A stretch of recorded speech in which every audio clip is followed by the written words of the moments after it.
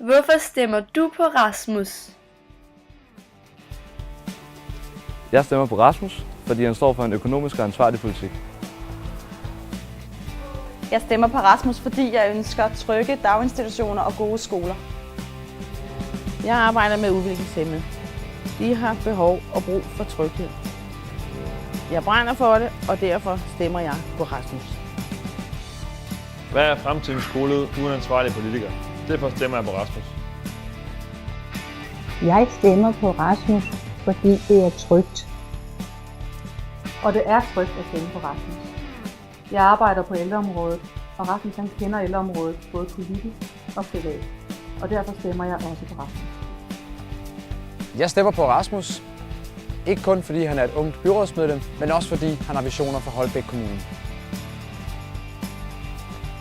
Jeg stemmer på Rasmus, fordi jeg synes Rasmus han er ung, han er dynamisk, og han får tingene gjort. Og jeg kan godt lide, at han får pillet ved det, der foregår i kommunen, både økonomisk og socialt. Ja, der er mange gode grunde til at stemme på Rasmus den 19. november. Hvad er din?